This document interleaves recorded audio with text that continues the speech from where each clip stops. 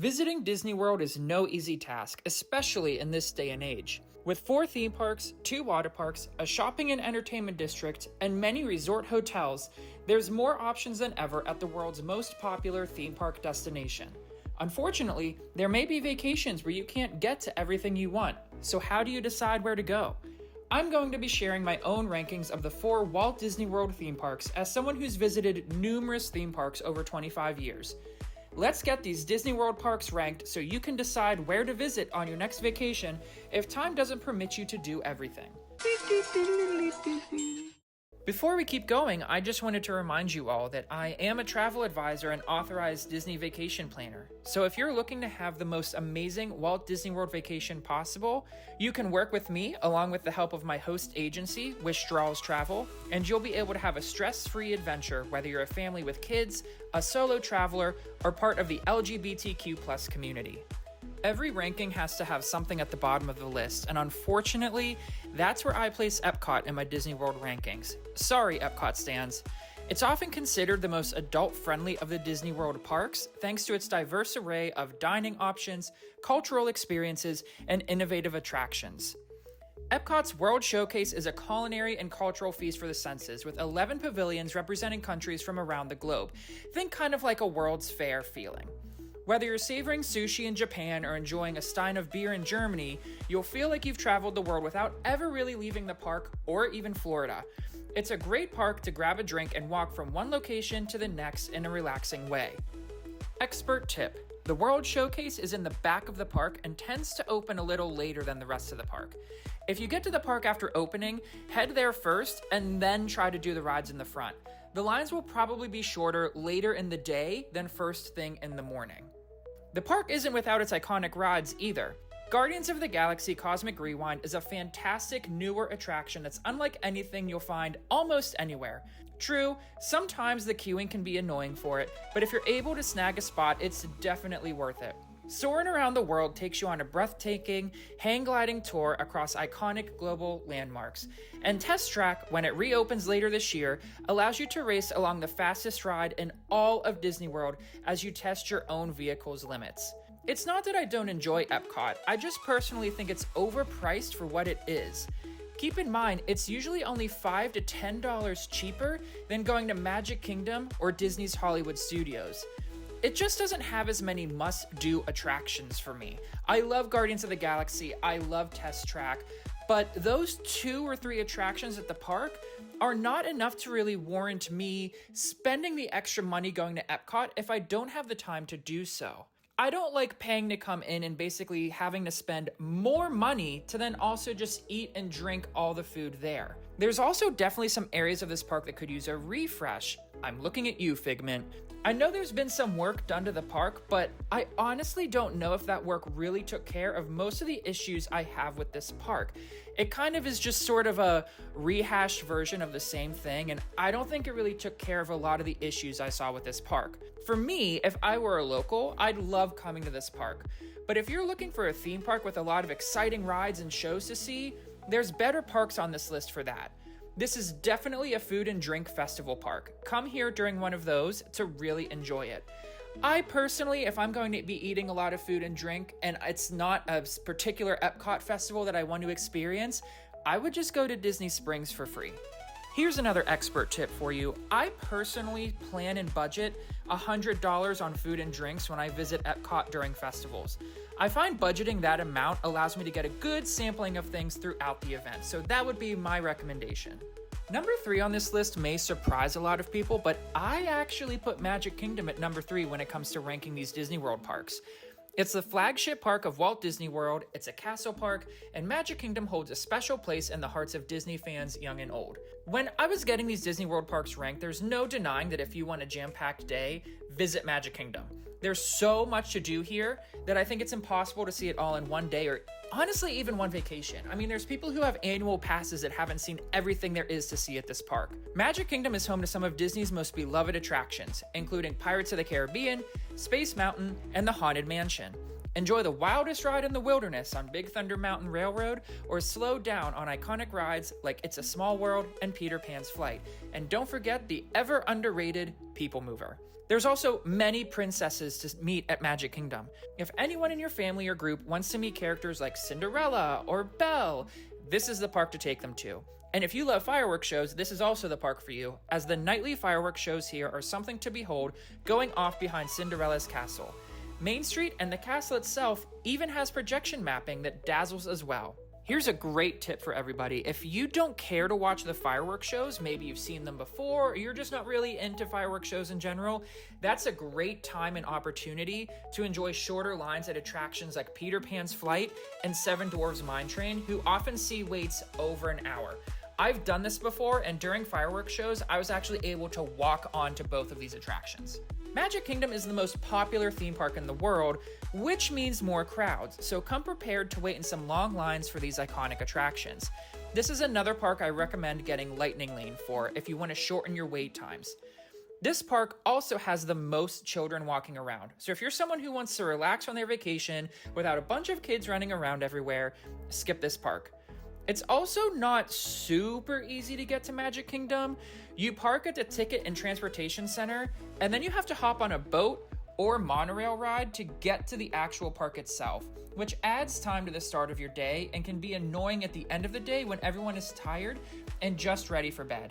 Expert tip. While more expensive, staying at a Disney World Resort hotel provides you with transportation options that don't require you having to go to the Ticket and Transportation Center before leaving.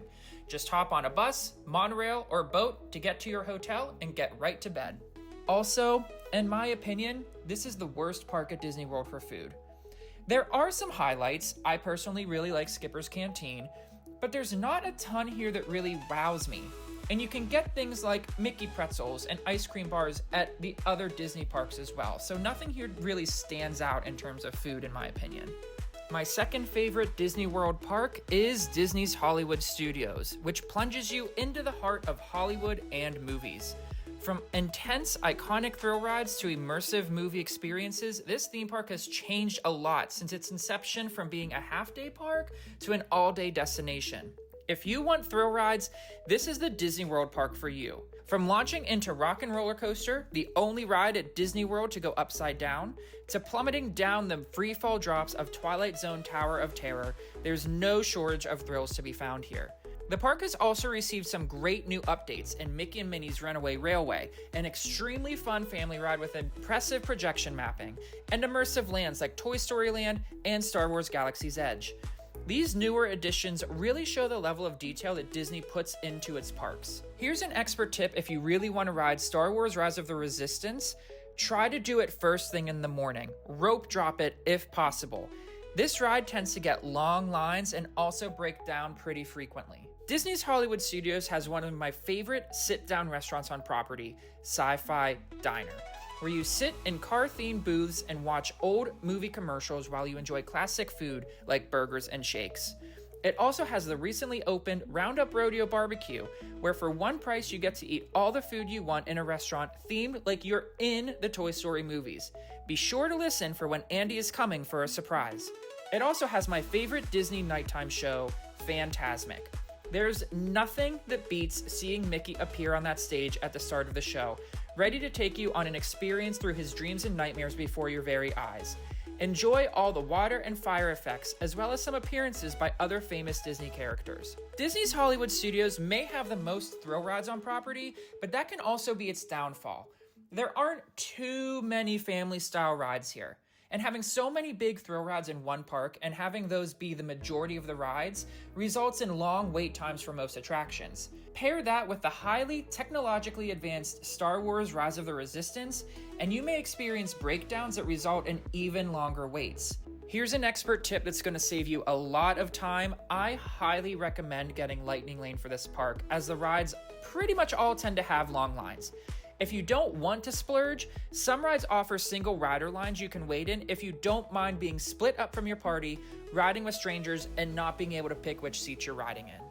While there's some great places to eat here, like the Sci-Fi Diner and Roundup Rodeo Barbecue, the quick service options here are good, but nothing fancy. It's nothing that's going to ruin your day, but it's nothing to write home about, especially with some of those prices. And even though this park has received a lot of newer investment, there's still some flaws in those additions. I often refer to Toy Story Land as the surface of the sun because it offers little shade from the Florida heat. And if you're visiting Star Wars Galaxy's Edge expecting to see a lot of characters and locations from the older trilogy movies, think again. Other than the Millennium Falcon, this land is a new setting unique to the theme parks. When it comes to ranking the Disney World theme parks, my favorite has to be Disney's Animal Kingdom. It's not just my favorite Disney World park, it's my favorite Disney park that I've been to. The joy I get visiting this park is worth the price of admission alone for me. From iconic rides and experiences to mouthwatering food, this park has it all. Animal Kingdom has some of the most immersive theming of any theme park in the world, and it's a great choice for families with young children. You truly feel like you're in another world filled with the wonder and splendor of animal life all around you. I also find this park pretty relaxing to be in, which is kind of weird to say about a Disney World park. I think just being able to leisurely stroll around and take in the sights is one of the best things about coming here. You don't usually need Lightning Lane for this park. It's usually not jam-packed with people. It's also usually not a park that has a ton of rides that get really long lines. This is where you come if you want to see animals at the Walt Disney World Resort. Of course, there's the Kilimanjaro Safaris, where you get to explore many animals like lions, giraffes, and elephants in the wild up close. There's also shows like Festival of the Lion King, one of the best on property, that retells the story of the famous animated movie. And there's more animal shows and exhibits located throughout the park. Okay, here's an expert tip for all you animal lovers out there. There's no way to control the animals on Kilimanjaro safaris. It really is a safari where the animals roam pretty free. But the best times I've found to see them moving around in the open is either first thing in the morning when the park opens or around 5 p.m. Avatar Flight of Passage is like Epcot's Soarin' ride cranked up. Sit down and ride on the back of a banshee through the breathtaking world from James Cameron's Avatar movies. And we can't forget my favorite Disney ride anywhere, Expedition Everest. Featuring a large drop, forwards and backwards sections, and a Disco Yeti, this roller coaster is a fun and thrilling experience that contains one of the best themed queues anywhere. The food at Disney's Animal Kingdom is also fantastic. Yak and Yeti has some of the best Indian-inspired food I've ever had, and Satuli Canteen is, in my opinion, the best quick service restaurant on property. Nomad Lounge is also a relaxing place to grab a cocktail and enjoy the beauty around you. While Disney's Animal Kingdom boasts some of the most stunning theming and immersive experiences, it's also the park with the fewest thrill rides. While Expedition Everest and Avatar Flight of Passage offer thrills aplenty, those seeking the adrenaline-pumping experiences of roller coasters and high thrill rides may find themselves wanting more. There are also those who claim Animal Kingdom to be a half-day park. While I agree that you don't need to get there at 7 a.m. and stay until close to have a great time, you can definitely fill up most of your day here. However, if you're looking for a place with rides instead of animal experiences and shows, this may not be your favorite Disney World park. I have only been to this park at night once, but it's absolutely beautiful, and I wish it was open later into the night so more people get to experience it. If you're somebody who wants to try to see the most you can at Disney World, this expert tip is for you. Because Animal Kingdom closes earlier than the other parks, which is something I really hope Disney fixes in the future, you can park hop to another park after it closes to maximize your time. I recommend spending your day at Animal Kingdom and then park hopping to either Disney's Hollywood Studios to try and catch Fantasmic, or to Epcot to try and experience some of the rides and culinary foods that they have over there. Some people also find this park to be hot given all its lush landscaping. I personally have never found this to be too big of an issue, as the scenery at least provides some shade, but I know that's something some people complain about. I personally find Epcot to be much hotter and with much less places to find shade than Disney's Animal Kingdom. There really isn't a bad park on this list, and that's a great thing to be able to say. Everyone has something different they're looking for when it comes to theme parks, whether it's thrill rides, roller coasters, shows, food, or relaxation. There's a theme park at Disney World for everyone. Hopefully, I was able to give you some insights into what parks are best for you. So what's your favorite Disney World park, and how would you rank them? Leave a comment below and be sure to like, subscribe, and follow for more updates on theme parks and travel adventures.